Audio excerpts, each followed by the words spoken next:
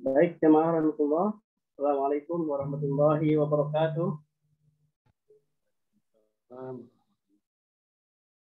Suara saya kedengaran? Jelas?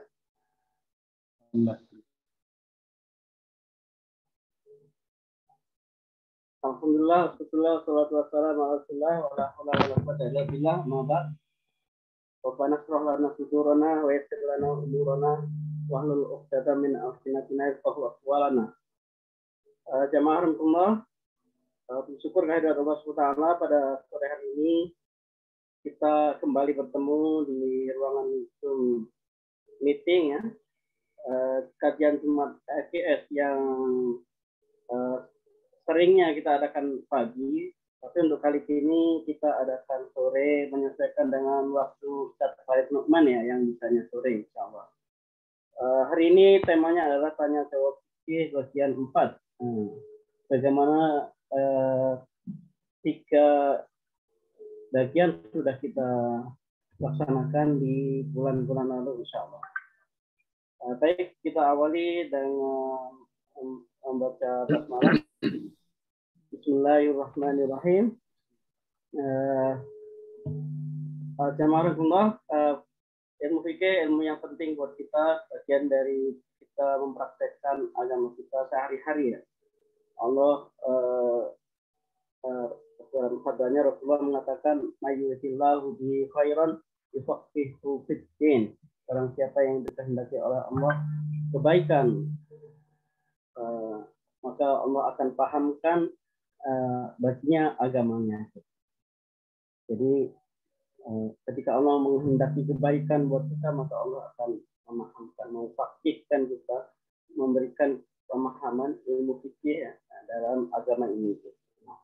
Tentunya itu bukan sesuatu yang pasif kita pahami, tapi harus ada proses aktif ya, bahwa Allah menghendaki kebaikan kepada kita, maka otomatis dalam diri kita tergerak dan berselera dan bersemangat ya untuk thalabul ilmi ya, mencari pemahaman-pemahaman ilmu-ilmu agama yang ingin kita pahami dan ingin kita praktekkan. Dan pada sore ini kita insya-Allah akan menyimak sama-sama sesi tanya jawab fikih bersama Ustaz kita, Ustaz Farid Nu'man Hasan.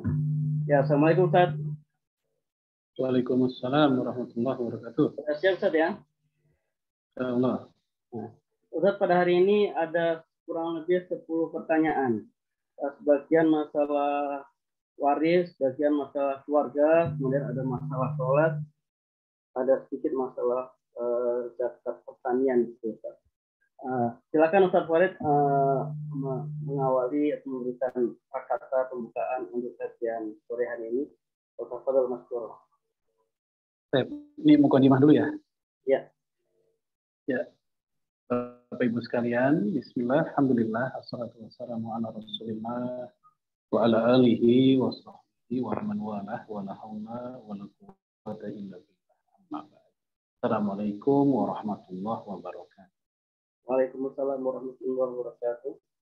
Ya, alhamdulillah kita bisa ketemu 1 bulan yang lalu ya.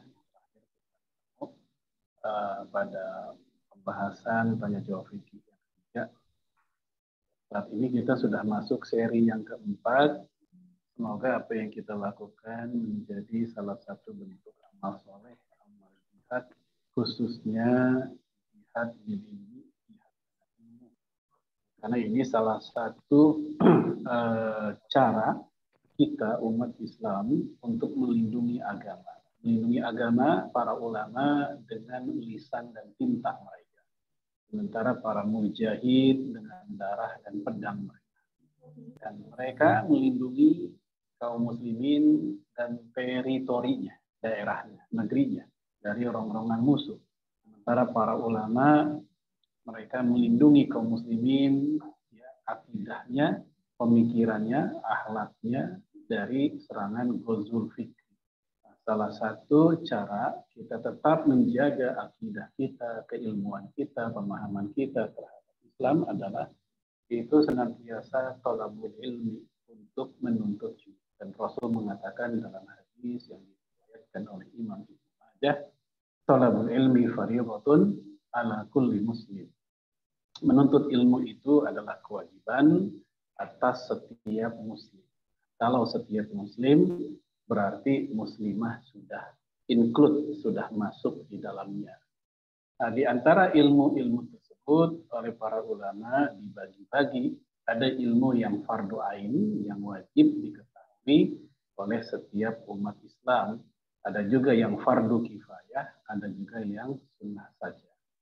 Untuk yang fardu ain seperti pengetahuan kita tentang tauhidullah, tentang keesaan Allah, tentang rukun iman, rukun Islam, hal-hal yang pokok dalam akidah Islam, ini mesti diketahui oleh setiap umat Islam. Karena itu merupakan fondasi akidah yang paling urgen, yang paling vital.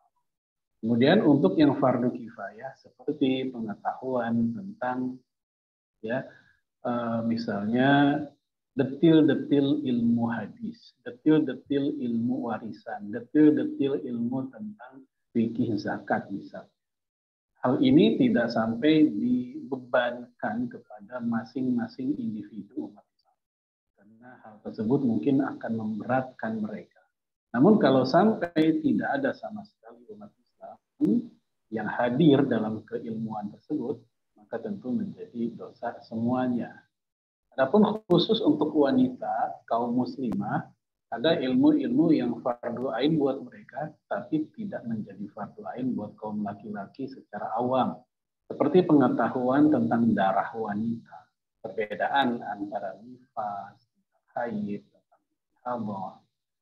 Ini pengetahuan yang tidak bisa ditawar lagi, mesti dipelajari, mesti diketahui oleh masing-masing muslimah. Khususnya ketika mereka sudah menginjak usia balik. Ya.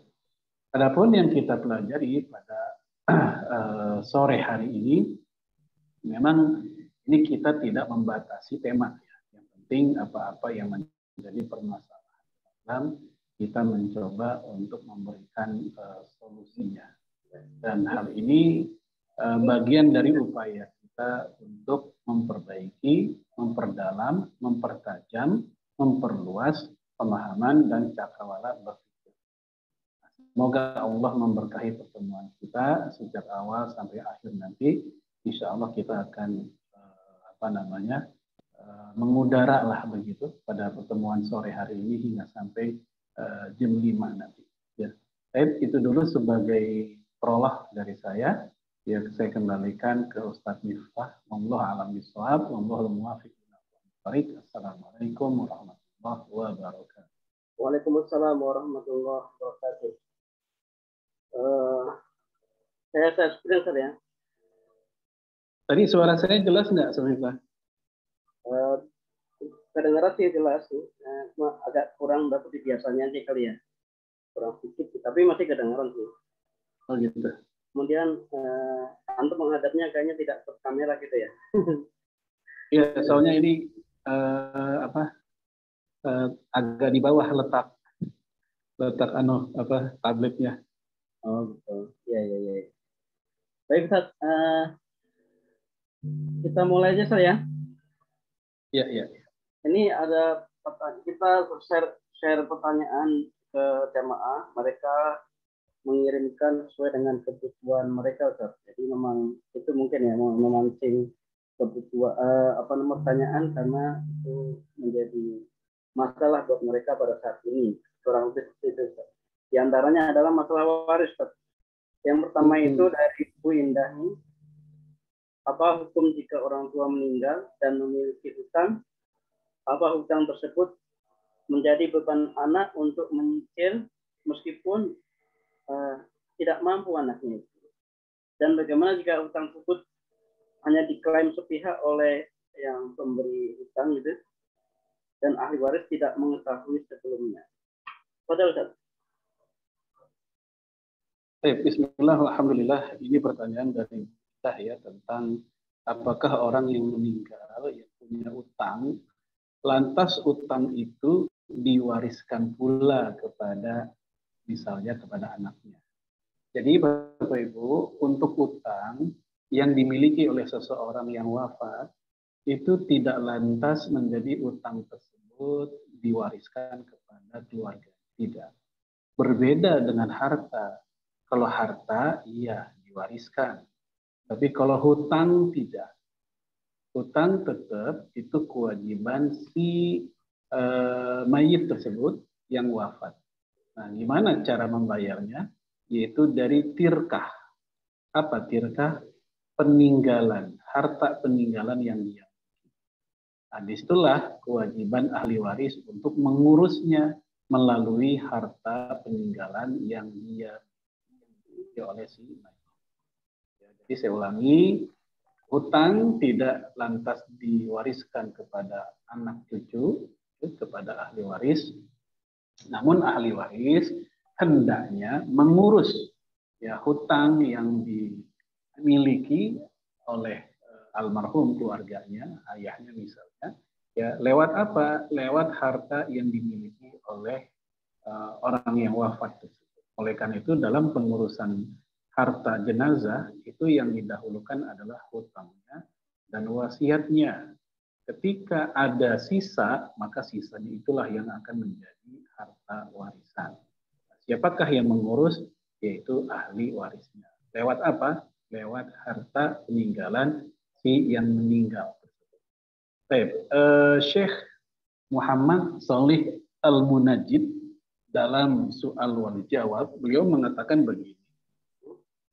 Idza matal mayyit wa taraka malan fal wajib ala warasatihi ayabda'u bi tajhizihi wa takfinihi min at-tirkah.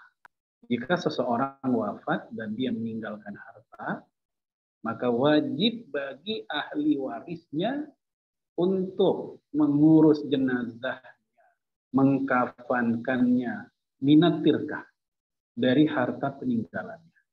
Itu yang wajib. Adapun harta si ahli waris, si anak misalnya dia punya harta juga, itu sifatnya adalah sunnah.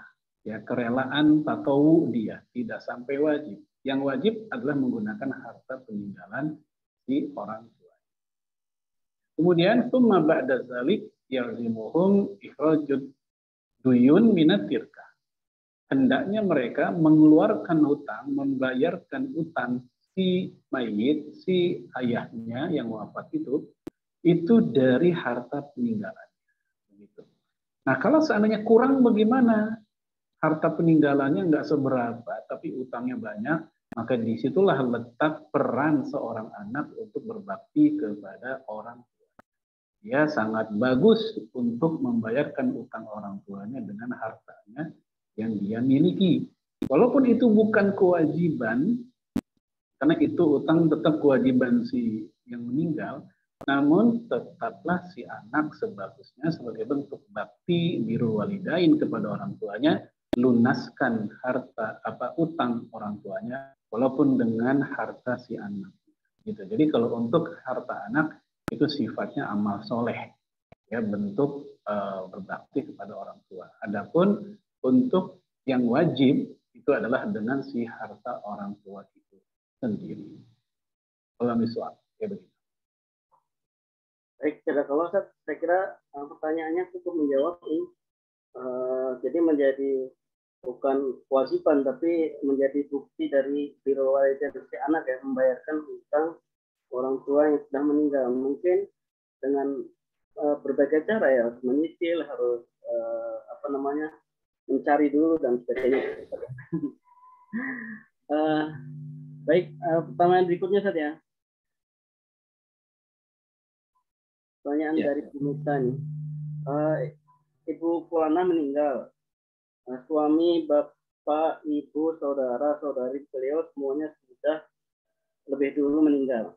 Ibu Pulana mempunyai 4 anak, 2 laki-laki, 2 perempuan. Siapa saja ahli warisnya dan berapa bagian masing-masing? Itu pertanyaan pertama, kan? Pertanyaan kedua, sebagai pensiunan PNS, Ibu Pulana mendapat santunan kematian namanya UWD, uang dana wafat, dari pemerintah yang diberikan setelah meninggal. Apakah UDW ini termasuk harta waris? Betul, Ustaz? Jadi Ibu Fulanah itu punya anak 4 ya. Ya, 2 laki-laki 2 perempuan. Baik. Ya. Jadi ahli warisnya kalau kita lihat dari pertanyaannya itu ada 2 ya. Yang pertama istri, yang kedua anak-anaknya yang 4 orang itu. Untuk istri dia dapat 1/8. Bukan Ustaz. Yang meninggal ini ibu istri gitu ya. Yang lainnya udah meninggal semua.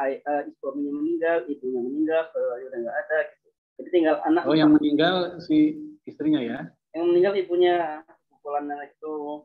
Terus? Semuanya udah meninggal semua. Oh iya. Jadi habis semuanya ya? Habis tinggal 4 anak. Jadi yang sisa ahli waris tinggal anak-anaknya aja. Iya. Betul? Iya betul. Tidak ada yang lain. Jadi di kalimat awal tuh saya dengar tadi semua udah meninggal semua ya, saudaranya, orang tuanya, suaminya gitu ya? Iya. Ya, baik. Kalau gitu emang semuanya jatuh kepada anak-anaknya yang laki dan perempuan itu, di mana bagian untuk anak-anaknya yang laki-laki masing-masing 2 kali dari bagian anak-anaknya yang perempuan. Gitu. Jadi kalau dihitung ya tergantung berapakah harta yang dimiliki, ya tinggal dihitung saja secara matematika ya 2 kali bagian anak yang laki berapa dibanding anak perempuan. Jadi sekali lagi karena ahli warisnya tinggal anak-anak semata, maka semuanya diturunkan kepada anaknya dan yang laki dapat 2 kali bagian dibanding yang perempuan. Ini adapun tadi apa santunan ya? Bentar, gampangnya ini kalau misalnya hartanya 6 miliar dibagi 6 Ustaz ya. Anak laki-laki dapat masing-masing 2 miliar. 6 miliar ya, amin. Perempuan 1 miliar gitu ya. Ini berikutnya harta apa namanya santunan uang dana wafat. Uang dana wafat dari pemerintah itu termasuk yang diwariskan atau tidak? Baik.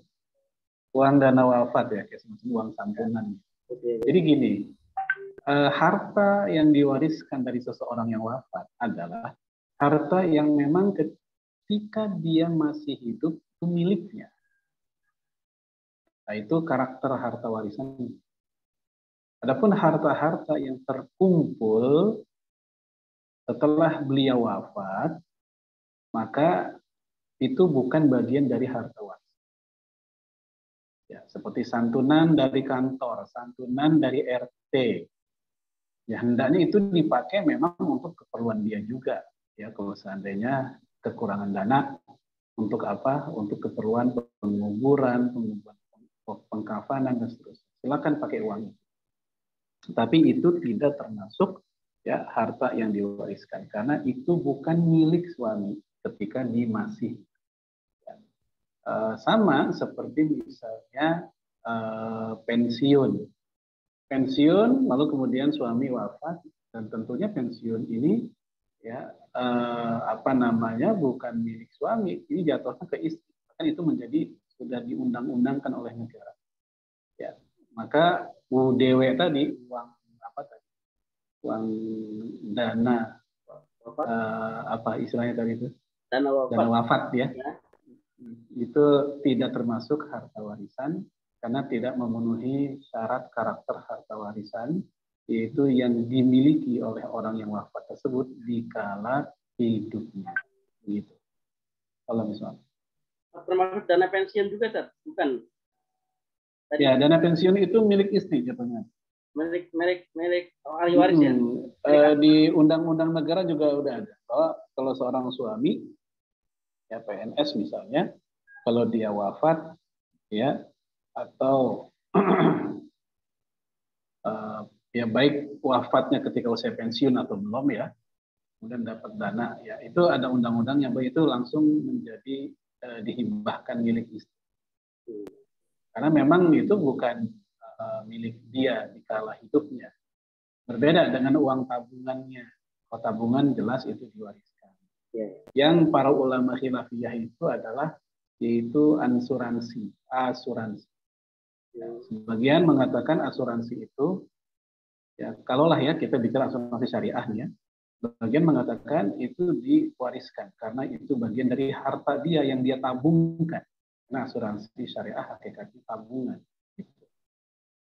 Karena sebagian mengatakan asuransi tidak dijadikan warisan karena asuransi menjadi real bukan milik dia, tapi real milik keluarganya, milik ahli waris. Bahkan ketika orang sedang bikin daftar asuransi, biasanya akan ditulis tuh, ya ada klausul kalau dia wafat maka ahli warisnya yang menjadi penerima. Ya. Jadi milik si ahli waris, bukan langsung menjadi barang warisan. Siapa ahli warisnya itu akan ditulis di situ siapa aja. Ya. Jadi begitu. Dia ada perbedaan pendapat kalau untuk tapi kalau untuk pensiun itu sudah diundang-undangkan oleh negara, itu jatuhnya hadiah ya dari pemerintah untuk istrinya. Ya, adapun kalau yang uang santunan kematian dari tetangga, dari kantor, itu pun juga bukan barang warisan, itu silakan dimiliki oleh keluarga untuk keperluannya, termasuk juga buat keperluan si mayit jika diurus jenazah. Gitu. Kalau visual. Baik, Ustaz, saya kira cukup. Pertanyaan berikutnya, Ustaz, ini dari Pak Mubarak. Seorang ayah meninggalkan 2 istri dan 7 anak, 4 laki-laki dan 3 perempuan. Apakah pembagian warisnya pertanyaannya pembagian warisnya ditunda, bisa enggak? Dan jika tidak dapat, berapa pembagian masing-masing? Ini seperti itu pertanyaannya, Ustaz. Ya, tentang apa? Penundaan pembagian warisan ya. Iya. Ya, untuk penundaan warisan dia termasuk perbuatan yang terlarang kalau tanpa uzur syar'i. Ya, para ulama kita menegaskan hal tersebut. Baik para ulama di Darul Ifta Al-Misriyah atau yang lainnya. Ini saya coba kutip dari Darul Ifta Al-Misriyah ya, para ulama di Al-Azhar di Mesir. Mereka mengatakan anna mumatalatu ahadil warathah atau ta'jiluhu qismatal irth atau man utabkin al-warathah min nasibihim bila udrin atau idnin min al-warathah muharram syar'an.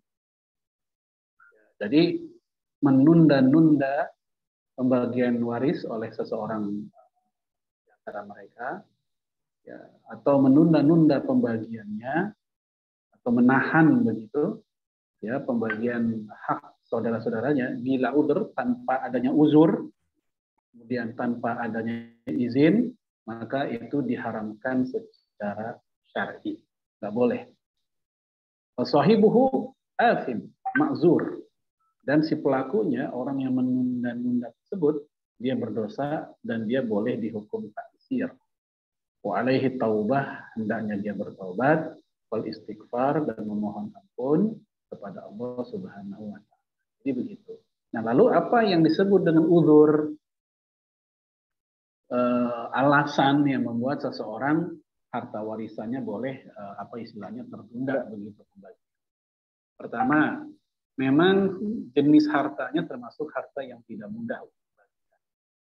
Misal dia punya harta adalah bentuknya rumah, sementara ahli warisnya anggaplah ada 5 orang. Maka pembagiannya akan kesulitan. Apa yang mau dibagiin? Kan nggak mungkin dibagiin ruang tamunya, lotengnya, fondasinya, kan susah itu. Maka akhirnya mereka pun supaya memudahkan gampang dibagiin, mereka bermusyawarah misalnya menetapkan dijual saja. Nah, menjual itu kan juga butuh waktu, nggak gampang menjual rumah. Ya bisa bertahun-tahun baru laku. Nah, ini uzur syar'i ini. Penundaan kayak begini tidak ada masalah. Artinya mereka tidak berdosa. Atau penundaan karena faktor harta yang dimiliki oleh yang wafat tersebut sedang tidak dalam kuasa penuh pemiliknya. Ya, misal ada dipegang oleh orang lain, seperti piutang-piutang yang ada di mana-mana misalnya. Ternyata itu nggak mudah untuk mengumpulkannya. Apalagi jika piutang itu belum sampai tempo, masih ditahan oleh yang ngutang misalnya. Ini juga jika tertunda tentu dimaklumi karena saat itu sedang tidak dalam kuasa penuh ya almarhum ketika dia masih hidup. Ini contoh uzur syar'i. Malam suami. Apalagi tadi pertanyaan berikutnya adalah pembagiannya, Ustaz. Ini ada 2 istri, 7 anak, Ustaz. 4 laki-laki, 3 perempuan. 2 istri. 2 itu, Iya. Pak. Ya. Ya kalau gitu istri dapat 1/8 ya, dua-duanya. Dua-duanya 1/8. Lalu kemudian sisanya untuk anak-anaknya dengan pembagian yang laki 2 kali. Gitu aja. Laki 2 bagian, perempuan 1 bagian ya. Halo? Ya. Jadi ini misalnya, ini berarti yang dikasih itu istri ya, 2 ibu itu masing-masing 1/8, baru asobanya atau sisanya dibagi 8 sama 3, 11 ya, dibagi 11 ya. Bisa ya? Dibagi 11. Anak laki-laki masing-masing dapat 2, anak perempuan masing-masing dapat 1 bagian gitu ya. Iya. Kira-kira begitu ya. Baik, saya kira cukup pertanyaannya untuk pembagian waris. Pertanyaan ini, pertanyaan ketiga dari Pak Mubarak. Kita beralih ke pertanyaan berikutnya dari Sumi. Ini tentang beda lagi. Sebuah orang tua saya mendaftar haji untuk berangkat tahun 2025. Qadarullah meninggal pandemi kemarin. Hal itu membuat Bapak bimbang tidak berumur panjang sampai bisa haji. Hal itulah yang membuat Bapak punya rencana umroh saja. Apakah ada prioritas diutamakan haji dulu, meski nggak tahu kapan pasti berangkatnya, atau umroh dulu? Semoga Allah sudah catat sebagai pahala niat haji untuk Bapak dan juga almarhumah itu.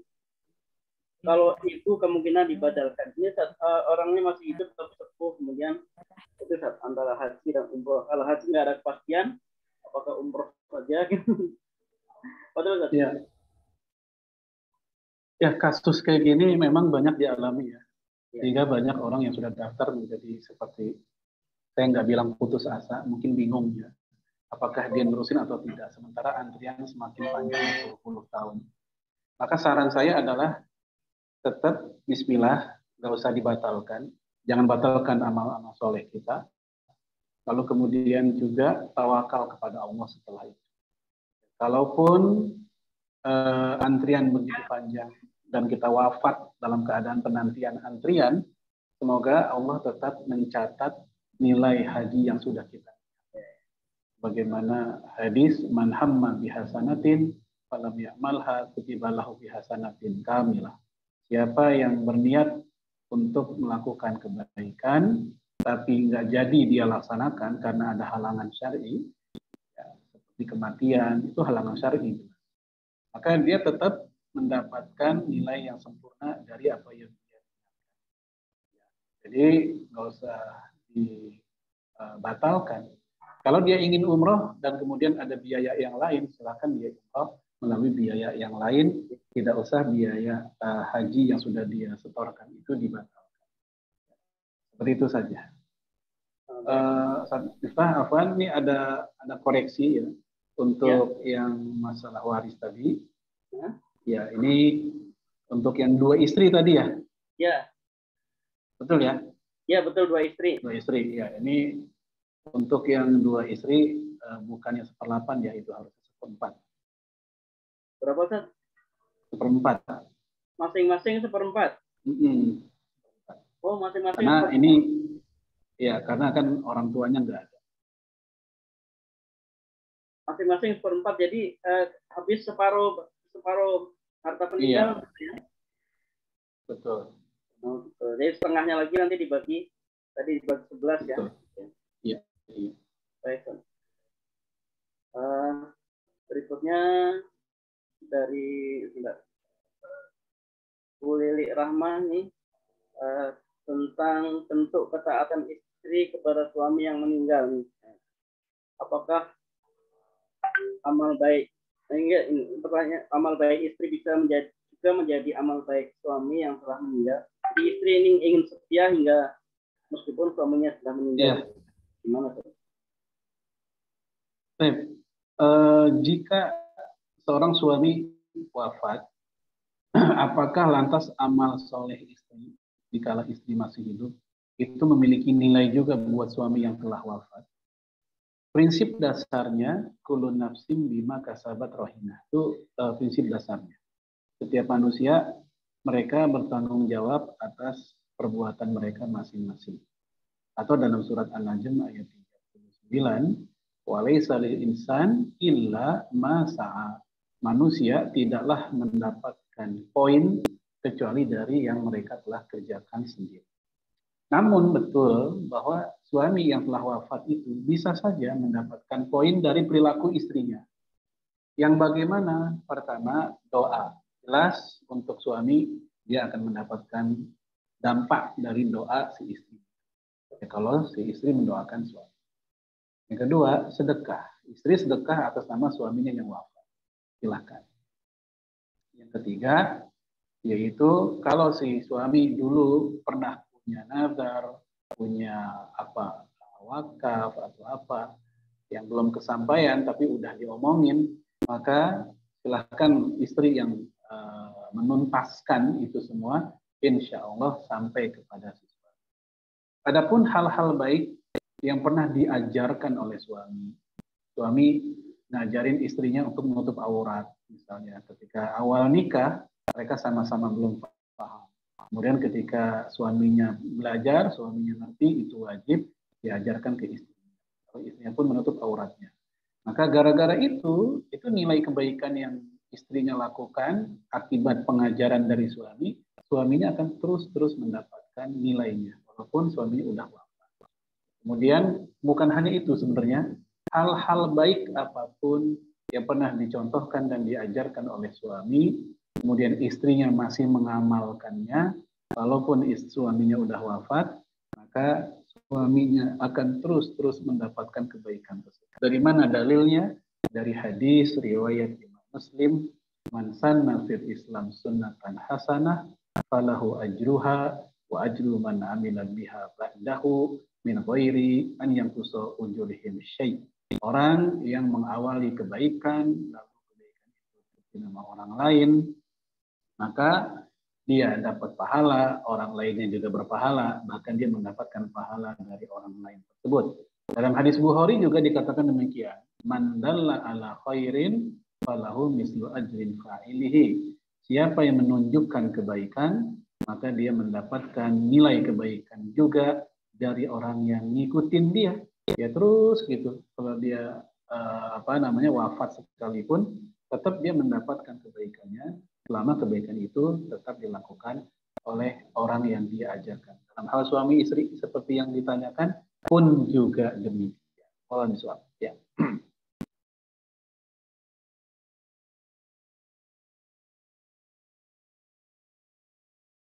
Ternyata suaranya mati nih. Pertanyaannya adalah, apakah ada istilah taat kepada suami yang sudah meninggal gitu? Ada istilah itu, Mas? Kalau anak berbakti kepada yang sudah meninggal, ada amalan-amalannya. Kalau istri taat kepada suami meninggal itu, apakah ada syariatnya, Mas? Ya, hal tersebut memang dikiaskan, ya dikiaskan antara anak dengan orang tua, atau orang tua kepada anaknya.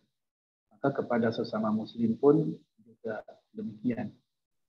Hal ini dikatakan oleh sebagian para ulama dalam mazhab Syafi'i, ya, suami ke istri atau istri ke suami pun juga termasuk bagian dari amal soleh orang hidup, bermanfaat untuk orang yang sudah wafat. Tapi kan ini kalau misalnya sang istri itu nikah lagi kan bukan berarti putus ya, apa namanya? Siapa nikah lagi? Ya, sang istri ini, istri. Oh iya, nggak apa-apa. Ya, Kan? kalau istrinya nikah lagi, ya selama dia punya aktivitas kebaikan yang dulu pernah diajarkan oleh suaminya, ya suaminya yang pertama tetap dapat nilai kebaikan. Jangankan suaminya ya, yang nggak ada hubungan siapapun dengan dia, kayak guru misalnya. Guru mengajarkan ilmu yang bermanfaat kepada muridnya. Padahal nggak ada hubungan apa-apa kecuali guru dan murid saja. Lalu gurunya meninggal dan kebaikan itu masih dijalankan oleh murid-muridnya, kan tetap dapat pahala jariyah. Maka suami pun juga demikian ketika dia mengajarkan kebaikan Baik, Ustaz. Syukur, Ustaz. Kita balik pertanyaan berikutnya, Ustaz. Karena tinggal jam 5 untuk selesai. Pertanyaan berikutnya dari Bu Rahayu Trihasuti. Ini belum nggak sih?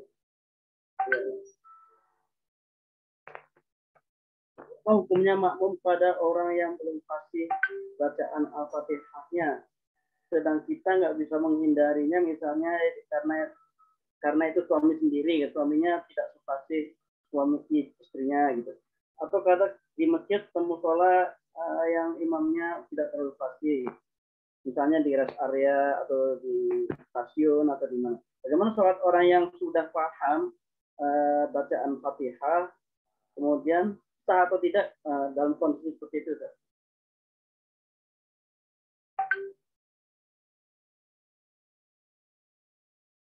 Halo? Tetap kemana?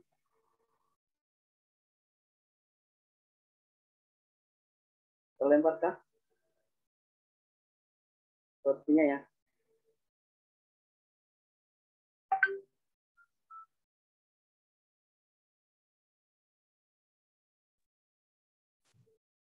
Tadi mental. Oh iya. Kirain kemana? Mental kali ya? Mental dari jaringan. Sempat mendengar pertanyaannya. Apa pertanyaan tadi? Apa hukumnya makmum kepada orang yang belum fasih bacaan Al-Fatihahnya, sedang itu nggak bisa dihindari, misalnya suaminya sendiri yang harus menjadi imam bagi istrinya gitu kan, suaminya tidak sebaik istrinya, atau karena di musola atau masjid yang imamnya tidak fasih bacaannya, misalnya di rest area atau di stasiun atau dimanapun. Bagaimana hukum orang yang sudah paham, yang sudah lebih baik bacaannya, bermakmum kepada imam yang seperti itu? Ya, ini sering terjadi ya. Kalau kesalahannya pada Al-Fatihah dan itu sifatnya lahnul jalli, kesalahan yang jelas yang bisa mengubah arti atau makna, maka menurut mayoritas ulama batal sholat orang tersebut, si imam tersebut. Kecuali menurut Imam Abu Hanifah, Al-Auza'i, dan Sufyan Ats-Tsauri. Dan orang-orang yang mengikuti mereka. Karena ulama-ulama tadi berpendapat Al-Fatihah itu bukan rukun sholat, bukan wajib. Surat apapun mau dibaca sah, walaupun Al-Fatihah nggak kebaca. Namun pendapat ini kan kita nggak pakai ya di Indonesia. Umumnya para ulama di dunia pun udah jarang pakai pendapat itu. Jadi mayoritas ulama mengatakan kalau kesalahannya lahnul jalli, kesalahan yang begitu nyata, yang membuat makna berubah, itulah yang bisa bikin batal. Seperti misalnya ya bunyi ain menjadi alif atau kebalikannya, iyyaka na'budu, iya-nya nggak ditasdidkan, sehingga sekedar iyyaka na'budu nggak pakai iyyaka na'budu, sehingga artinya berubah menjadi kepada matahari kita menyembah, maka ini membatalkan sholat. Nah, kalau seandainya orang tersebut, si imam tersebut, dia sudah belajar, udah mati-matian belajar, tapi mungkin memang ada keterbatasan di organ bicaranya, entah lidahnya atau apa, sehingga ada beberapa huruf yang tidak mudah bagi dia untuk melafalkan, cadel atau apa misalnya. Maka ini ma'fu anhu, ini dimaafkan. Ya, jadi seperti itu. Adapun kalau kesalahannya lahnul khafi, kesalahan yang samar, yang ringan, yang tidak mengubah arti, maka itu tidak ada masalah. Ya, seperti hilangnya hamas. Ya, hilangnya hamas. Huruf-huruf yang harusnya ada hamas misalnya tidak ada. Ya, dia tidak hamaskan. Maka ini bukan kategori kesalahan yang jalli. Maka sholatnya pun tidak ada masalah. Nah, lalu bagaimana sikap kita kalau ketemu kasus lahnul jalli ini dan imamnya itu bukan orang lain, suami sendiri. Ya, apakah kita mesti mengulang sholat kita? Ya, yang kita lakukan adalah memotivasi suami untuk tahsin, untuk memperbaiki bacaannya. Jika memang kesalahan suami udah sampai lahnul jalli ya. Ya, dan kita pun istri mendorong, memotivasi, menghibur, ya tidak ngeledek, ya dan semisalnya. Justru kita ikut bantu kalau kita ngerasa kita lebih baik dari dia, kita bantu bacaannya. Tapi yang udah-udah biasanya suami gengsi atau mungkin malu, ya maka yang seperti itu bisa jadi ya kita memberikan fasilitas aja lah, ya bisa kita carikan guru atau gimana. Nah, kalau kita masih merasa ragu juga atau suaminya keras kepala nggak mau berubah, maka tidak ada masalah kalau kita i'adah, mengulangi sholat kita, ya karena kita memang ragu atas keabsahan sholat kita tersebut. Karena khawatir ya kekeliruan dalam baca Al-Fatihah suaminya itu ranahnya udah lahnul jalli. Atau juga hal serupa terjadi kalau di masjid bersama para imam sholat dan dia orang-orang senior, orang tua, tokoh-tokoh masyarakat.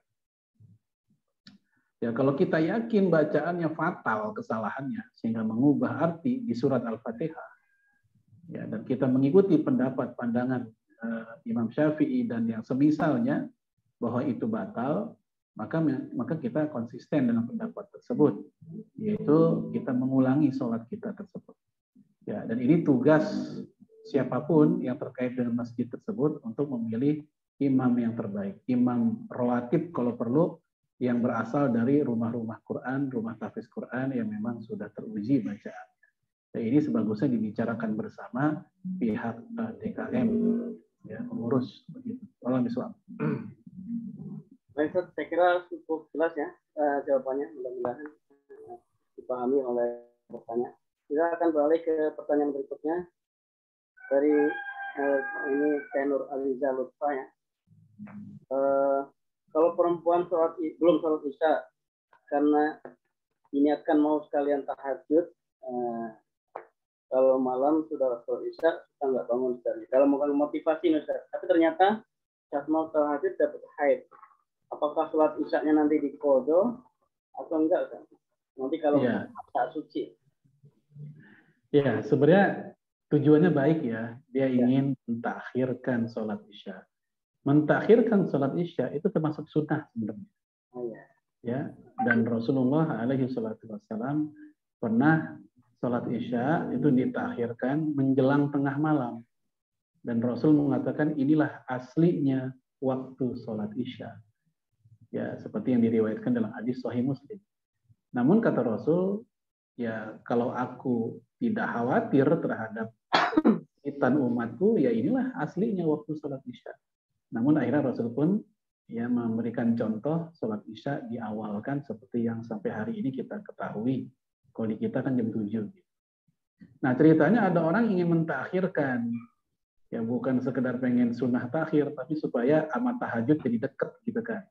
Ternyata lagi mentakhirkan ya haid gitu. Haid anggaplah jam 9, jam 10 gitu. Nah ini gimana? Sehingga dia nggak sempat sholat isya, sebenarnya waktu isya sudah masuk. Apakah itu qadha? Iya. Itu pendapat yang lebih hati-hati. Memang ada dua pendapat. Yang mengatakan tidak qadha juga ada. Karena dia ya meninggalkan sholat saat itu bukan keinginan dia, tapi karena memang udzur syar'i munculnya haid tadi. Dan dia pun sebenarnya pengen sholat, tapi dia tidak pengen dia tinggalkan, tapi ingin mengambil waktu afdal, yaitu mentakhir sholat isya tadi. Ya, jadi ada dua pandangan, tapi yang saya kuatkan, yang saya pilih adalah itu hendaknya dia mengqadha. Karena dia sudah masuk di waktu isya, tapi dia belum sholat. Sama seperti kalau ada muslimah mengalaminya bukan di isya, tapi di zuhur. Udah masuk waktu zuhur, tapi saat itu dia masih ada kesibukan, entah kuliah, entah di dalam bis, sehingga dia belum sempat sholat. Sampai di rumah atau selesai kuliah, udah jam 2. Begitu nyampe di rumah jam 2, dia pun haid. Sehingga zuhur yang harusnya dia sudah bisa laksanakan tadi, nggak jadi laksanakan. maka hendaknya dia mengqadha nanti di waktu sucinya. Gimana caranya? Langsung di saat dia suci, tanpa tunggu lagi, dia suci, dia mandi, dia sholat mengqadha yang dia tinggalkan itu. Berdasarkan hadis riwayat Imam Bukhari, falyusalliha idza dzakaraha. Hendaknya dia sholat ketika dia mengingatnya. Nggak usah pakai ditunda-tunda. Walaupun bersihnya di waktu zuhur. Sementara sholat yang ditinggalkan adalah sholat isya. Jadi nggak usah nunggu di waktu isya juga. Langsung aja walaupun di waktu zuhur, dia mengqadha sholat isya-nya tersebut. Pengalaman Islam. Ya. Baik, semoga dipahami oleh semuanya tentang tanaman mengqadha. Jadi sholat yang diqadha itu sholat yang terlalaikan itu saja, Ustaz, ya, yang lainnya nggak usah. Yang lainnya, yang setelahnya di hari-hari haidnya enggak. Ya, ya. Sebagaimana hadis dari Aisyah, kami tidak diperintahkan mengqadha sholat ketika haid. Itu yang itu maksudnya. Ya. Baik. Ustaz, kembali sedikit tentang bermakmum kepada imam yang fatihahnya fatal gitu, Ustaz. Apakah kalau kita berniat kemudian mufaroqoh gitu, Ustaz, niat sholat sendiri pada saat itu boleh? Iya, betul. Itu salah satu opsi ya. Kalau seandainya kita begitu sholat, kita kan bisanya kalau udah sering belajar tahsin, kita ngerti lah ya, udah tahu mana bacaan yang enak, yang benar, yang salah. Nah ceritanya pas kita dengerin si imam baca Al-Fatihah, waduh kok ini bacaannya berantakan banget. Nah apakah boleh kita mufaroqoh? Silahkan kita mufaroqoh dalam rangka menjaga ya kesahan sholat kita. Ya, kita memisahkan diri. Ya, memisahkan diri walaupun tetap secara fisik kita masih di soft situ. Ya, kalau kita mau mundur selangkah silahkan. Tapi yang seperti itu kan kalau seandainya memang lapang ya tempatnya. Kalau kita mundur ada orang lain kan nggak bisa. Jadi kalau kita mau mufaroqoh ya silakan tetap di situ. Cuman bedanya kita sudah bacaan sendiri, gerakan kita pun sudah gerakan sesuai dengan bacaan kita sendiri.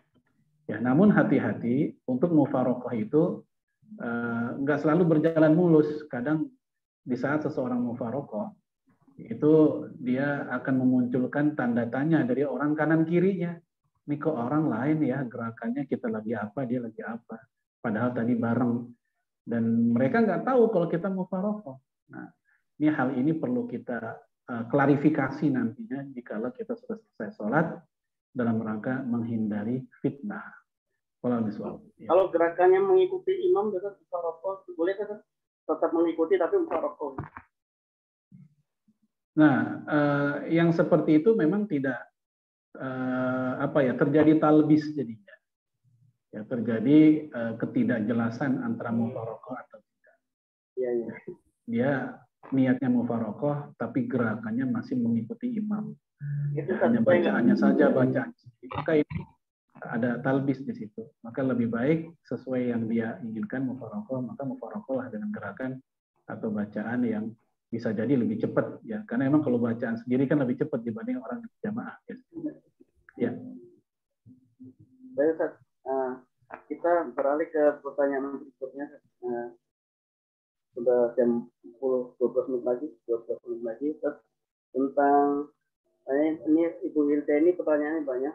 Yang pertama, bila sholat terlambat di rakaat kedua, sholat id, sholat Idul Fitri, Idul Adha, apakah setelah imam sholat kita berdiri untuk menambah satu rakaat yang tertinggal atau ikut salam dengan imam?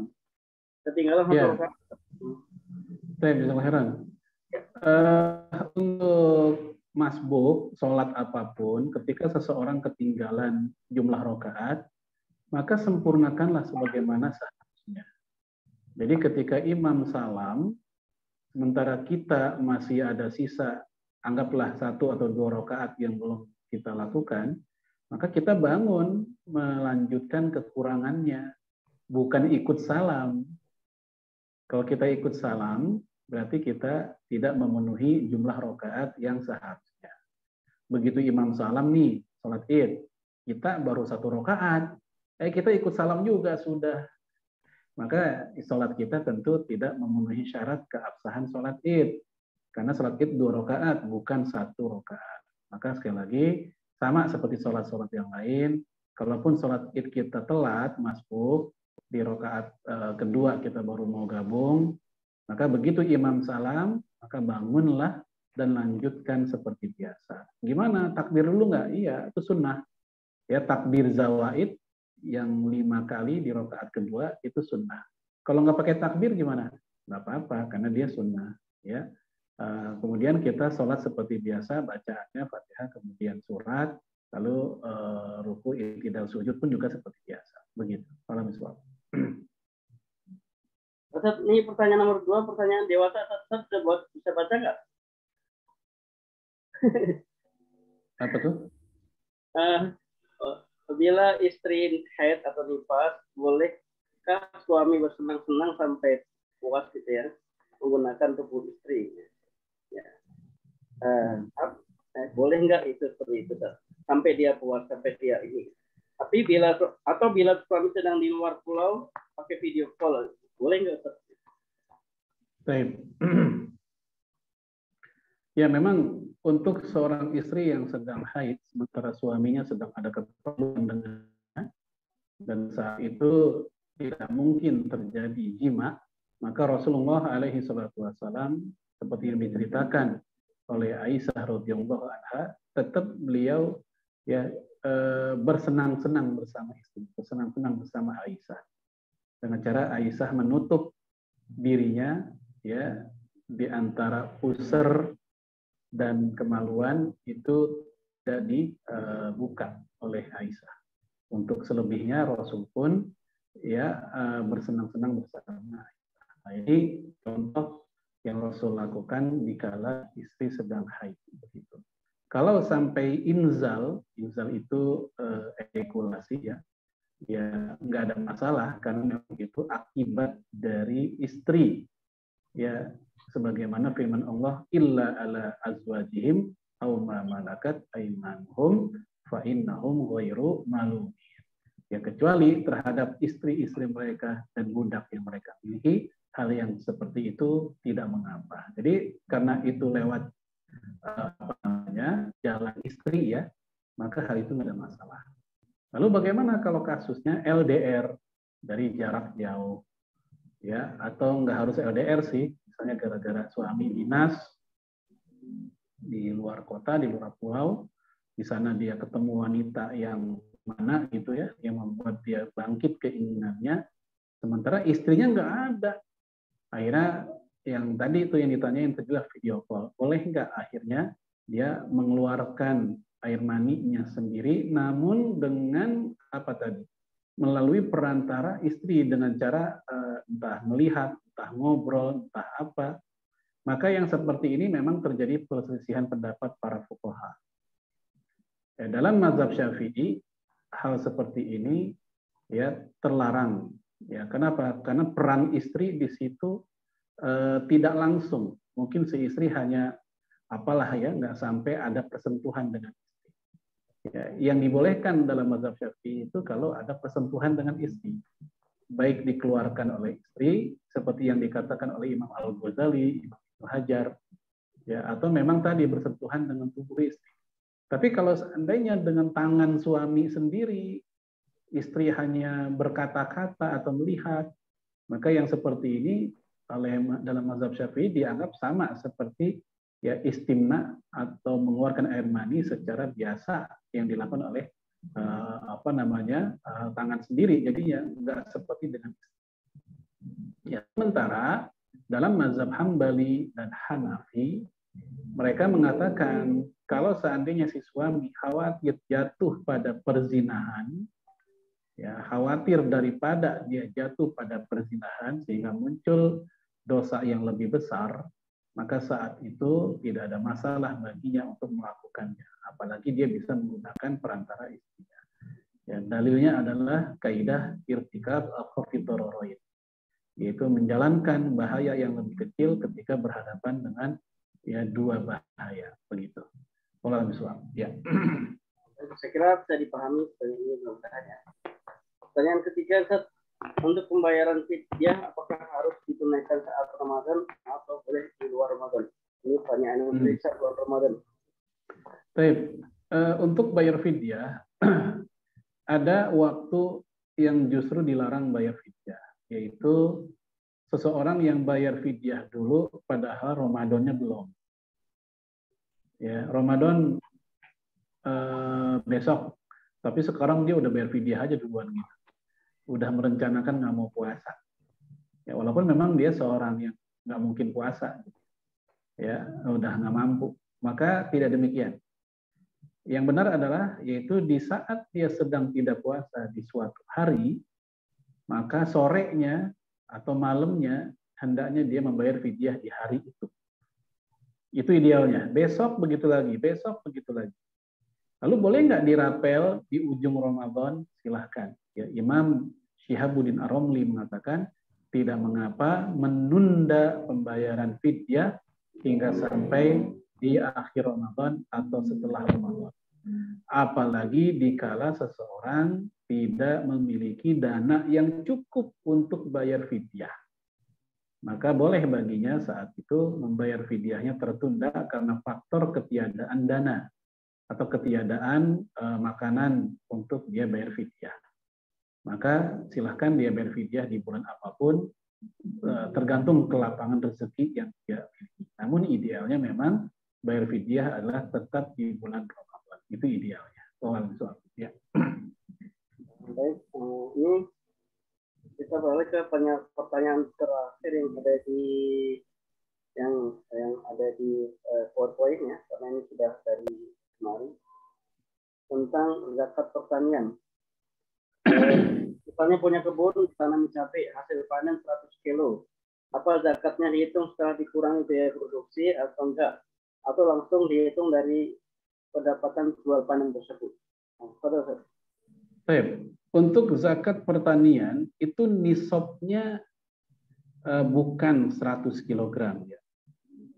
Nisabnya adalah 5 wasak. Berapakah 5 wasak?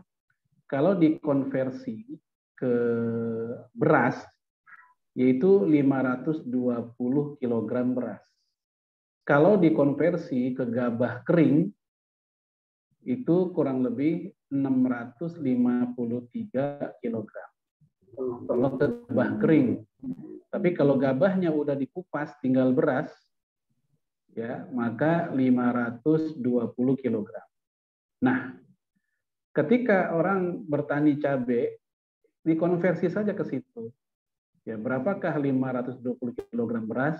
Oh, ternyata anggaplah 6 juta rupiah. Ini misal ya, 6 juta rupiah. Maka 6 juta rupiah itu untuk cabai berapa kilo? Nah, gitu. Nah, segitulah dia masuk di nisab. Seperti itu. Nah, kemudian berapakah yang dikeluarkan persentasenya?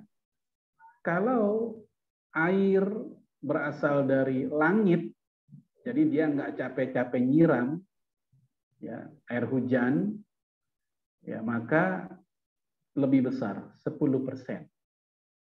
Ya.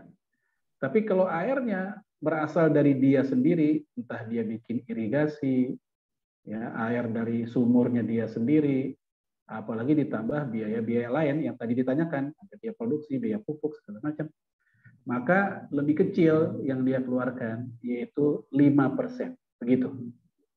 Kalau misal. Ya. Baik,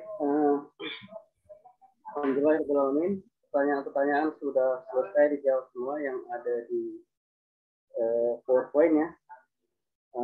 Ini waktunya sudah pas jam 16:58. Ustadznya berhalangan untuk lebih dari jam 17 ya. Jadi mohon maaf untuk pertanyaan-pertanyaan kolom chat. Sementara kita pending dulu ya. Nah, kita save insya Allah. Di kesempatan lain akan kita pertanyakan lagi. Itu saja ya. Insya Allah. Ya. Baik Ustaz, untuk akhir sesi, tafadhol Ustaz membacakan doa sebelum mengakhiri pertemuan kita. Baik, Bapak Ibu sekalian, azanallahu wa iyyakum, kita akhiri pertemuan kita. Kita berdoa dulu semoga Allah mengabulkan doa kita di sore hari ini, di hari yang mulia, di hari Jumat, apalagi di waktu setelah asar, ini termasuk salah satu waktu yang menurut sebagian ulama waktu dikabulkannya doa. Kita istighfar dulu. Astagfirullahaladzim. Astagfirullahaladzim min kulli dzambin azim wa natubu ilaih. Hamdan syakirin, hamdan yuafi ni'amahu wa yukafi'u mazidah. Ya Rabbana lakal hamdu kama yanbaghi li jalali wajhikal karim wa azim sultanik. Allahumma salli wa sallim ala nabiyyina Muhammad wa ala alihi wa sahbihi ajma'in. Allahumma taqabbal minna salatana wa qiyamana wa siyamana wa jami'a ibadatina ya mujibas sa'ilin. Rabbana la tuzigh qulubana ba'da idh hadaytana wa hab lana min ladunka rahmah innaka antal wahhab. Allahumma inna nas'aluka al-huda wat-tuqa wal-'afafa wal-ghina. Allahumma inna nas'aluka al-huda wat-tuqa wal-'afafa wal-ghina. Allahumma inna nas'aluka al-tuqa wal-'afafa wal-ghina. Allahumma inna na'udzubika min syarri ahli wal munafiqin. Allahumma ighfir lil muslimina wal muslimat wal mu'minina wal mu'minat al ahya'i minhum wal amwat innaka sami'un qaribun mujib da'wati qadiyal hajat. Rabbik fir lana wa li walidina warhamhum kama rabbawna shighara. Rabbana atina fid dunya hasanah wa fil akhirati hasanah wa qina adzaban nar. Wa sallallahu ala sayyidina Muhammadin wa ala alihi wa sahbihi wa sallam.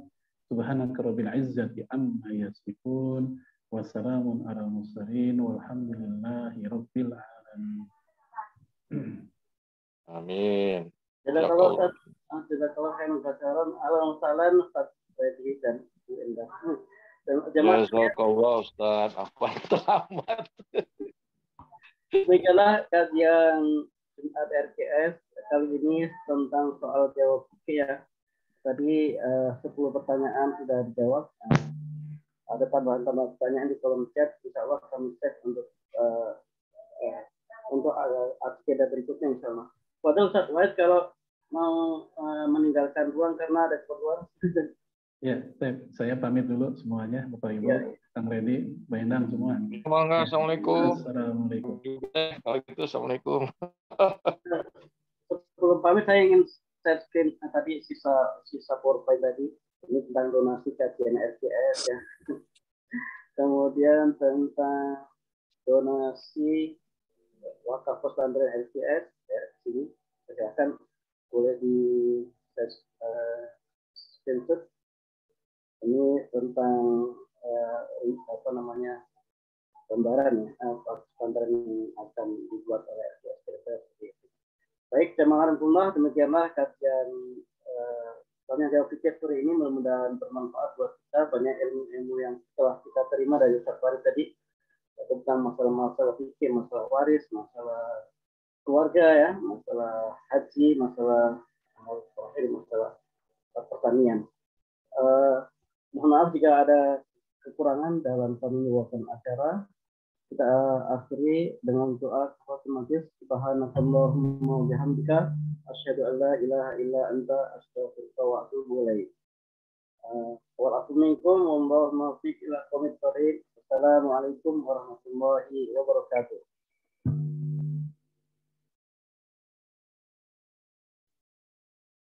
Kang Redi CS boleh jangan pergi dulu.